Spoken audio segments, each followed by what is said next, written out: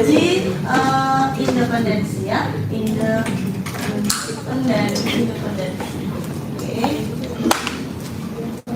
Uji independensi, independen artinya apa? Berdiri sendiri. Berarti ini uji kemandirian atau uji ketergantungan atau uji pengaruh atau uji hubungan. Nah, itu independensi. Nah, uji independensi ini datanya adalah data kualitatif ya, kualitatif yang kita kuantitatifkan. Jadi kuantitatifnya ini hanya dalam bentuk frekuensi saja, jadi jumlah. Nah, tabelnya nanti kita akan menggunakan tabelnya disebut dengan tabel kontingensi. Apa itu tabel kontingensi? Tabel kontingensi itu seperti yang ada di layar. Ini adalah salah satu contoh tabel kontingensi. Jadi dia dalam bentuk matriks berordo R kali C, di mana R itu baris atau row, kemudian C itu adalah kolom atau kolom. Nah, berarti kalau yang Anda lihat di layar ini adalah matriks berordo 3 kali 2 ya. Berordo 3 kali 2. Ada 3 baris dan 2 kolom. Oke. Nah, kalau kemarin kita pakai data kuantitatif murni itu kita pakai Pearson ya. Nah, sekarang nanti kita bisa melihat korelasi kalau datanya dalam bentuk kualitatif. Uji independensi ini syaratnya adalah yang pertama datanya harus diambil secara acak, yang kedua minimal matriksnya ya berordo 2 kali 2, kemudian yang ketiga ya dia E-nya harus lebih dari sama dengan 5, itu syaratnya. Oke. Syarat ini harus dipenuhi terlebih dahulu. Nah, uji independensi ini termasuk NPR atau non parametrik ya, statistik non parametrik, jadi tidak mengharuskan harus berdistribusi normal. Oke. Kemudian langkah-langkahnya, yang pertama pasti akan selalu hipotesis. Hipotesisnya contohnya adalah variabel baris dan variabel kolom tidak atau independen ya, independen atau bisa ditulis tidak memiliki hubungan.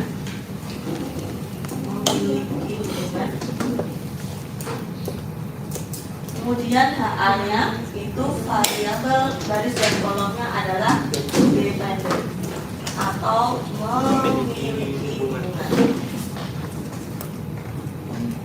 Kemudian langkah yang kedua kita pakai bisa titik kritis, bisa p-value. Kalau pakai aplikasi kita pakai p-value, kalau non aplikasi pakai titik kritis ya. Nah, tabel yang kita pakai adalah tabel chi-square. Bacanya tulisannya chi-square ya, tetapi bacanya chi-square. Jadi X-nya itu X cantik kalau orang matematik bilang. X cantik itu kadang secara kakinya begitu ya. Dia tak mental. Jadi X-nya ya. Kemudian chi-square tabelnya berarti kita pakai tabelnya tabel chi-square ya. Tabel chi-square jika sudah ada ya. Terus kita punya degree of freedom. Degree of freedomnya di situ adalah R-1 kali C-1. Teman-teman bisa melihat di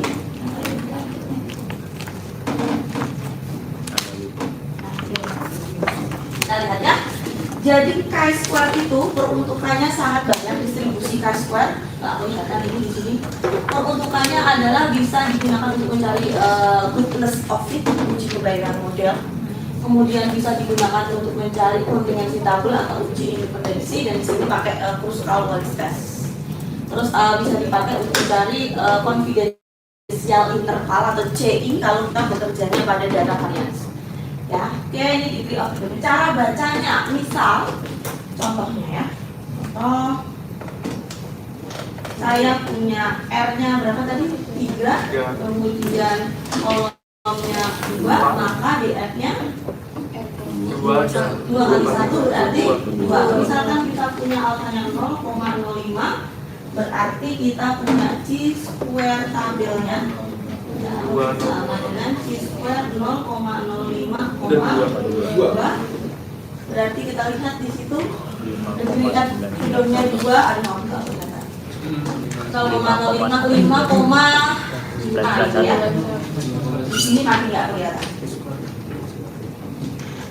5,991 itu cara baca tabel chi-square. Oke, langkah yang ketiga yaitu statistik ujinya.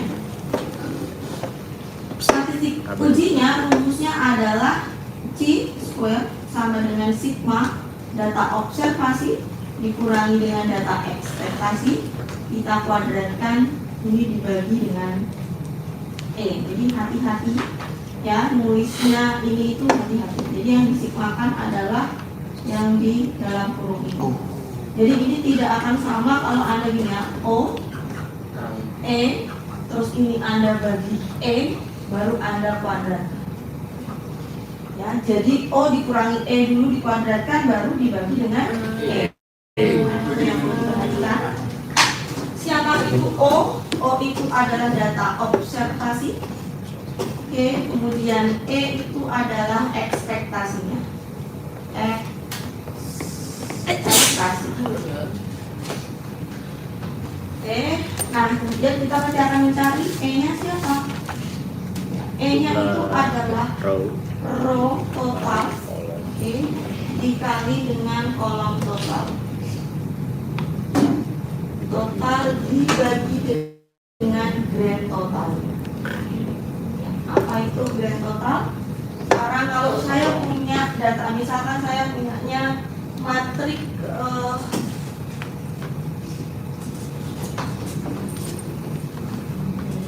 berarti di sini ada variabel kolom, di sini ada variabel baris. Ya. Oke, maka di sini data hasil observasi. Berapa subjek X1 yang A? Itu ada misalkan O11, subjek X1 yang B, O12 dan seterusnya. Nah, nanti masing-masing ini dia akan memiliki angka ekspektasinya, yaitu E11, E12, kemudian E21 dan E22. Kalau misalkan di Triola termasuk cukup strict ya, versi Triola. Kalau misalkan ada salah satu saja E-nya tadi kurang dari sama dengan 5, maka Anda harus menggunakan metode yang lainnya. Tidak boleh pakai chi-square yang ini. Jadi harus pakai model yang lain. Misal Anda pakai uji Fisher exact test atau Anda pakai uji McLemore. Ya, ada nanti cara seperti itu. Ya, jadi tidak diperbolehkan. Nah, itu cukup strict untuk Triola, tapi kalau Anda baca buku statistik lain, ada yang menyampaikan, ya, beberapa buku, ada yang menyampaikan bahwa tidak masalah kalau E-nya kurang dari 5, asalkan tidak melebihi 20% dari jumlah datanya. Jadi kalau datanya di sini ada 4, 20%-nya berapa? 1. Berarti minimal hanya ada 1 yang memiliki E kurang dari 5. Nanti kalau misalkan ada melakukan penelitian atau kajian, teori itu harus disampaikan di dalam metode. Ya, karena pada umumnya beberapa menggunakan ini. Terus kita lanjutkan. Sekarang O-nya itu pasti diketahui, tetapi ketika Anda melakukan penelitian, nggak tiba-tiba datanya seperti ini. Ya, tidak tiba-tiba datanya seperti ini. Nah, contohnya adalah, nah ini. Misalkan tidak tiba-tiba datanya seperti ini. Data ini pasti berdasarkan apa ya? Misalkan di sini subjek A diberikan treatment placebo. Ini treatmentnya. Terus di sini hasilnya. Berarti kalau terinfeksi tulisannya terinfeksi. Subjek B dikasih yang 20%, ternyata dia tidak terinfeksi. Subjek C dikasih 60%, dia terinfeksi. Subjek D 20%, dia infeksi. Subjek E pakai placebo, dia no infeksi. Jadi data aslinya seperti ini. Untuk mengubah dia ke dalam bentuk, berarti kan kalau Anda lihat, ini datanya tidak dalam bentuk angka atau bukan kuantitatif, tetapi datanya dalam bentuk kategori atau kualitas. Makanya di situ datanya adalah data kualitatif yang kemudian kita kuantitatifkan. Berapa sih subjek yang dikasih treatment placebo yang hasilnya terinfeksi? Maka ketemunya 88, jumlahnya ada 88. Nah, untuk mengubah data ini menjadi data seperti ini di Excel kita punya ada yang namanya apa itu ya? Pivot. Ya, itu pivot itu fungsi tabel kontingensi. Jadi kita bisa membuat dalam bentuk satu tabel ada informasi di baris dan ada informasi di kolom. Kalau di SPSS ada cross tab nanti ya. Oke, nah ini kemudian pekerjaan kita yang selanjutnya adalah sudah jelas ya. Jadi data aslinya seperti itu. Ini data sudah masuk ke step penyajian kalau kita ya. Jadi disajikan data screening yang paling tidak dimasukkan di sini. Nah, kemudian di sini kita akan mencari E-nya, ya. Untuk mempermudah perhitungan, biasanya teman-teman boleh cara menulis secara umum seperti ini ya. Jadi kalaupun tidak dikurungi, biasanya dikasih warna lain. Ya, misalkan ada data seperti ini.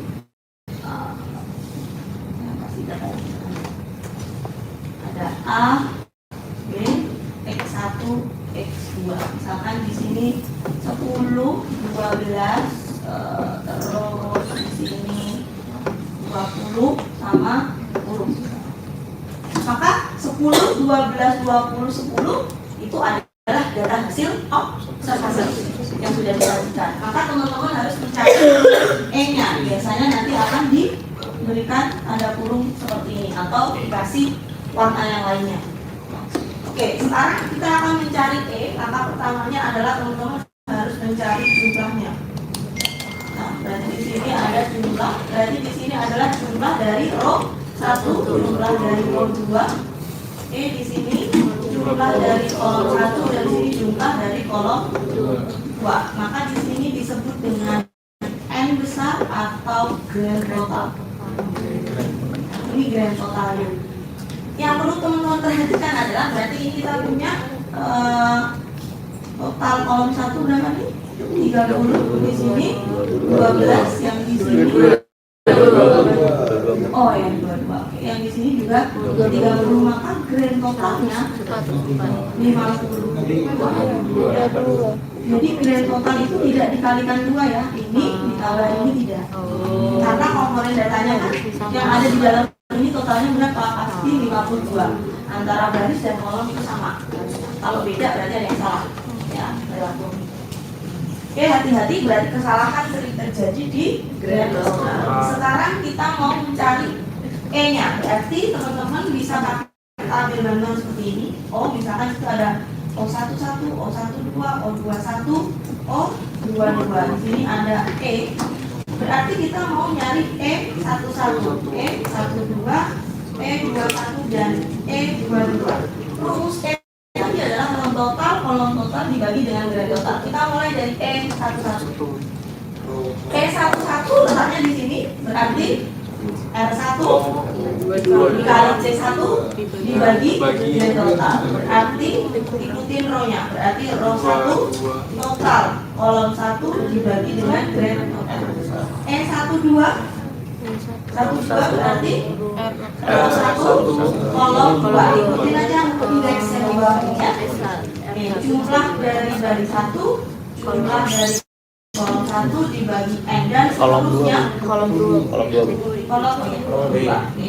Dan seterusnya sampai kita ketemu N22, maka row 2 kolom 2 dibagi dengan grand total. Jadi kalau matriknya 3 kali 4, Anda ada 12 kali iterasi perhitungan.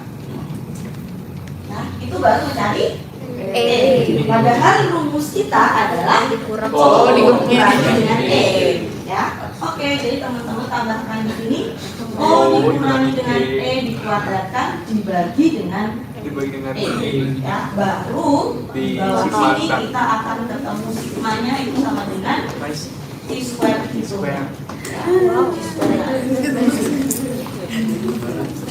Oke, langkah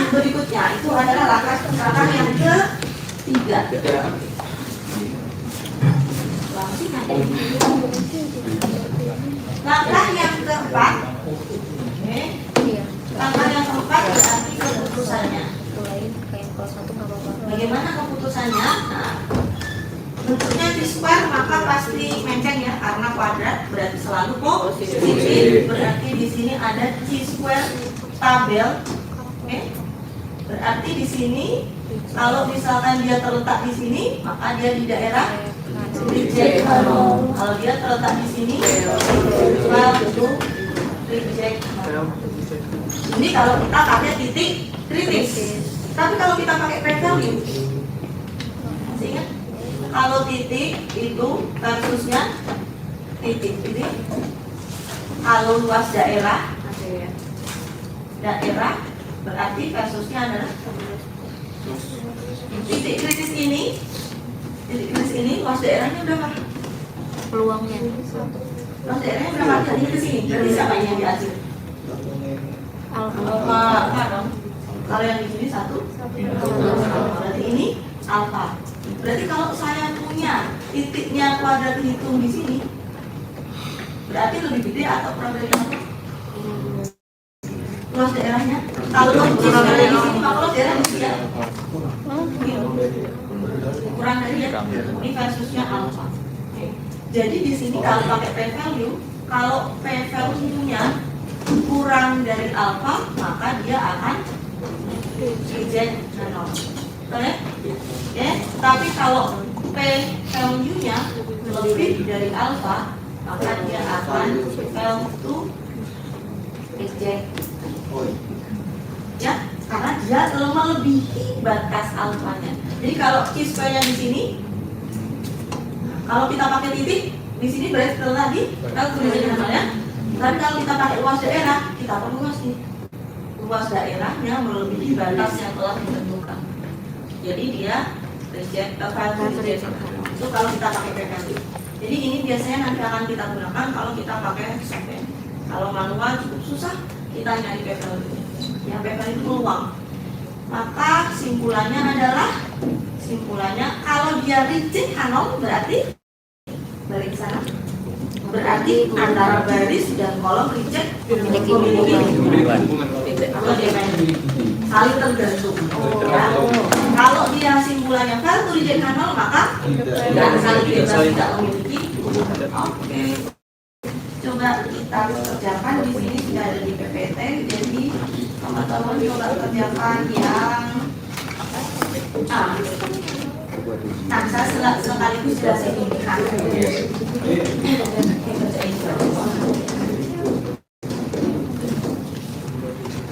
Oke, coba kerjain yang ini aja. Yuk kerjain ini.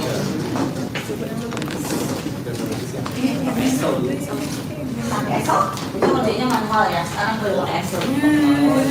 Ya, manual ya. Oke, itu sudah kerja ada kok. Tapi mungkin nggak serintas ini ya, lebih panjang. Iya. PPT lebih panjang. Betul ini.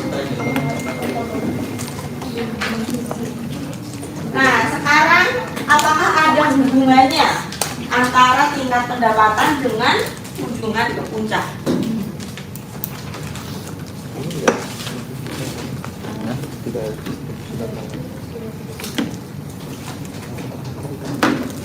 Jadi biasanya dia pertanyaannya apakah ada hubungannya, apakah ada ketergantungan antara ya. Dan kalau hubungan datanya dua lajur itu kita akan pakai Pearson biasanya ya, Pearson atau Pearson.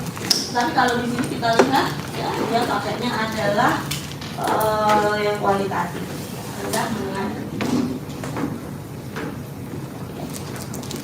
karena kategori. Sudah? Oke. Sudah? Sudah ya? Saya hapus. Sudah? Berarti berarti H0-nya adalah antara apa tuh? Variabel apa tuh?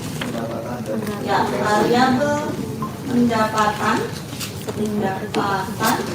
dan variabel Seringnya pergi ke puncak. ya udah frekuensi ke puncak ya. Frekuensi ke puncak independen. Di sini dan jadi nggak boleh ditulis variabel baris dan variabel kolom ya kalau variabelnya sudah ditaruh. Oke, sekarang row-nya berapa? 3, C-nya 3. Berarti degree of freedom-nya 4, titik kritisnya Nggak diketahui. 9,488. Oke. 9,488. Ya. Mari sekarang kita cari ininya ya.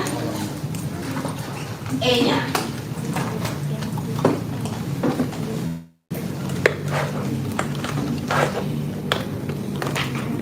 Ini berarti di sini kita punya pendapatan itu ada rendah, menengah dan tinggi. Kemudian di sini tidak pernah, kemudian jarang dan sering sekali. Ini presensinya.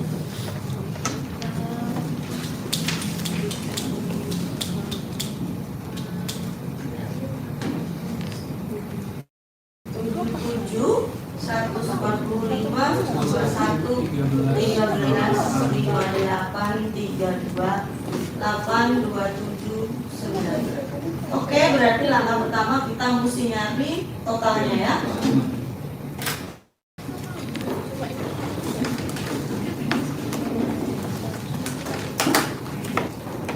Total ini ya.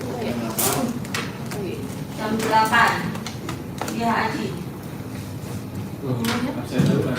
Maju. Yuk, ya Aji. Yuk cari di sini. Yang baris berapa totalnya? Gampang ini.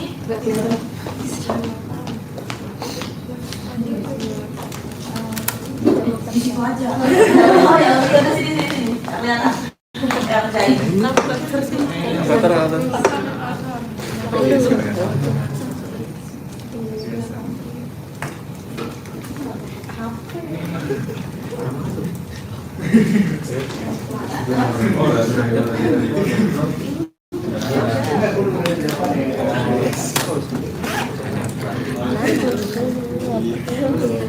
Alah itu pakai gitu diawang gitu.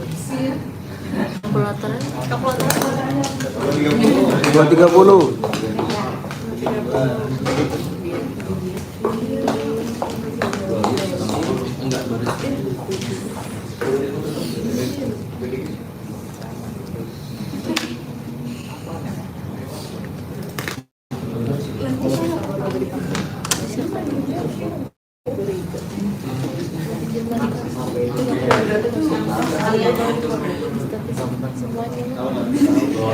Belajar apa? Enggak, Apa yang nggak diketahui? Buat satu. Kalau apa yang nggak diketahui gimana? Ya, nanti di SPSS juga kalau nggak diketahui dia defaultnya langsung 0,05. Di SPSS itu pintar, kalau misalkan 0,01 aja dia memenuhi, dia ditarik ke 0,01 langsung. Kalau nggak memenuhi dia langsung turun ke 0,05. Kalau 0,05 nggak memenuhi dia akan turun sendiri ke 0,1. Kecuali kita kunci, saya nggak mau kalau misalkan lebih dari 0,05 karena misalkan pembimbingnya nggak mau kalau lebih dari 5% itu dikunci.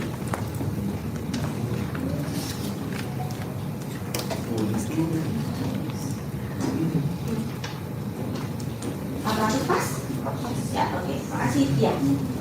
Lanjut, yuk dari situ aja ya. 807 absen 7. Kali 1 dia. Yuk, satu-satunya berapa?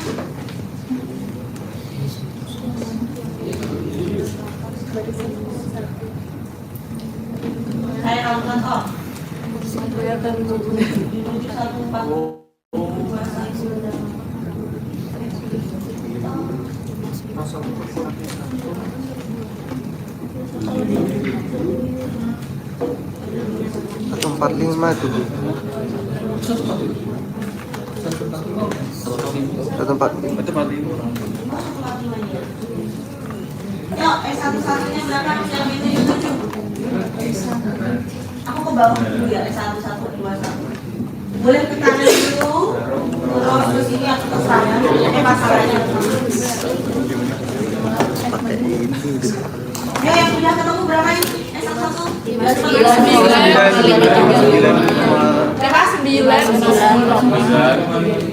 Ini. Terus yang 145. 230 per 243 139,725.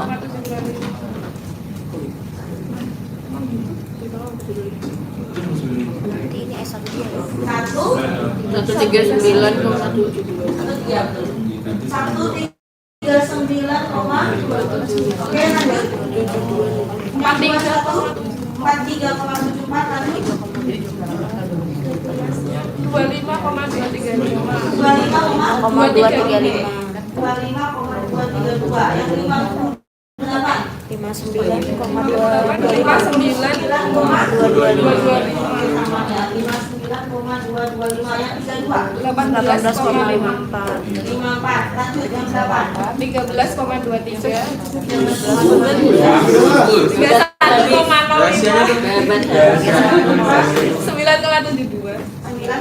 udah ya.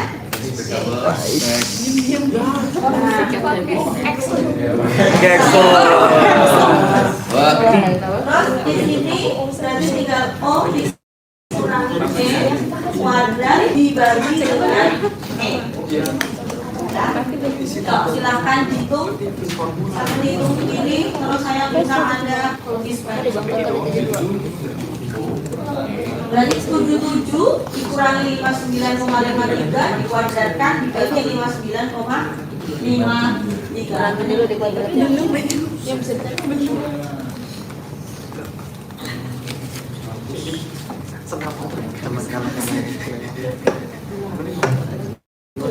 Cepat. Ya cuy.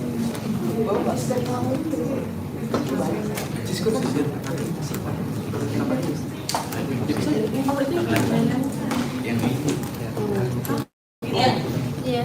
Kita selesai. 2,932 Ini buat tabel itu.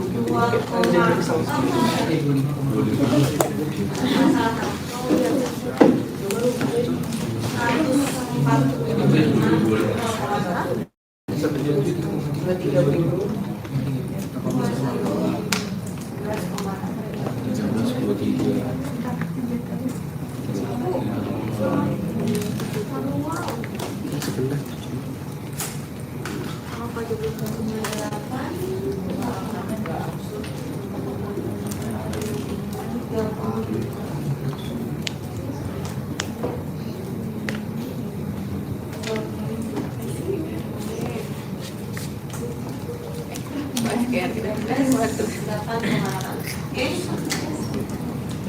Nah, ketemunya totalnya adalah 44,33.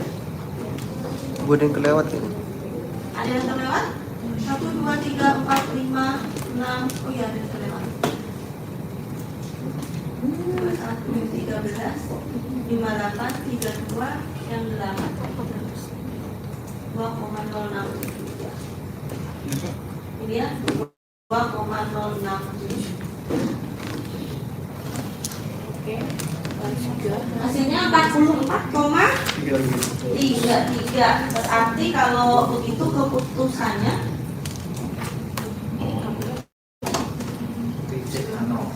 di sini berapa tadi? 9,88. Hasilnya adalah di sini ya. 44, sekian. Hasilnya adalah presiden. Artinya adalah semuanya. Oke, berarti terdapat hubungan ya. Terdapat hubungan ya antara pendapatan dan frekuensi pergi ke puncak. Frekuensi. Ya. Nah, kalau misalkan ya ujian nggak? Jadi kalau square ini dia pasti dia right ya udah nggak mungkin minus karena kelas Iya, kuadrat. Tidak mungkin minus katanya.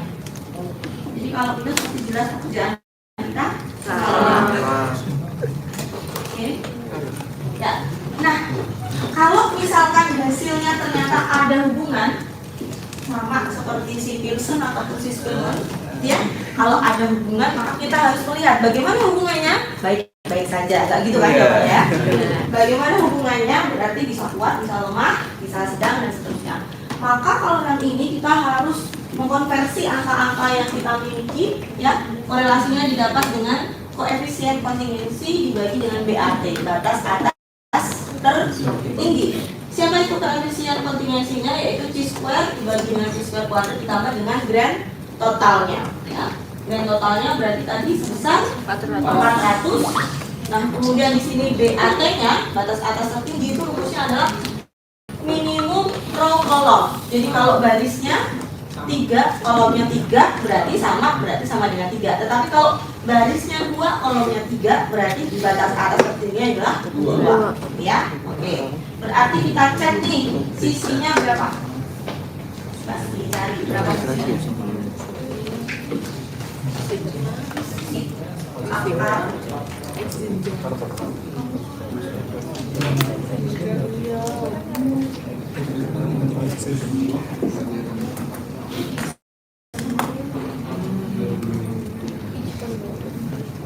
sisinya adalah berapa? Kamu di sini? Kita cari sisinya akar dari 44,33 bagi 44,33 plus 400 ya. Berarti 0,315 ya? 0,315. Ini enggak dihitung ya. Terus BAT-nya akar dari 3 minus 1 berarti 2/3. Akar dari 2/3 itu 0,8 ya? 0,8. Akar dari 0,8 ya? 0,81 berarti ya? Oke, berarti korelasinya 0,315 dibagi 0,8 kecil sekali. 0,8 itu berapa? Itu harus diambil. Angkanya berapa? 1/3 ya? 1/3 ya? 0,3 sekian. Ini ya, oke. Ini adalah kita ketemu nilai korelasi. Tapi kalau kesimpulannya tidak ada hubungan, berarti nggak perlu dicari ini ya. Jadi ujian kalau tidak ditanya bagaimana hubungannya, ya nggak usah lanjutkan ke sini. Nah, kalau coba selidiki hubungannya seperti apa, berarti cukup ada hubungan atau tidak ada hubungan. Ya. Oke, maka apa kesimpulannya? Ternyata hubungannya itu di situ adalah kita lihat ke sini. Ya, angka 0,3 masuk di lemah, ya, masuk di lemah. Jadi pada intinya adalah ada faktor lain selain pendapatan yang menyebabkan orang berbondong-bondong atau pergi ke puncak. Misalkan faktor apa? Gabut, stres. Sekarang bikin healing gitu ya. Bu, yang kan. Maaf tadi kalau misalnya jumlah kolom sama barisnya nggak sama jadi gimana Bu? Oh, kalau jumlah kolom dan barisnya nggak sama, tadi misalkan ya kan, K-nya sama dengan minimum row kolomnya, kita punya row-nya 2, kolomnya 3, berarti kan minimum dari 2 dan 3. Siapa nilai minimum? 2. Tinggal pilih aja. Oh, Cara baca kalimat matematika siapa sih minimum yang di dalam range yang kita pilih? Nilai minimumnya siapa? Kalau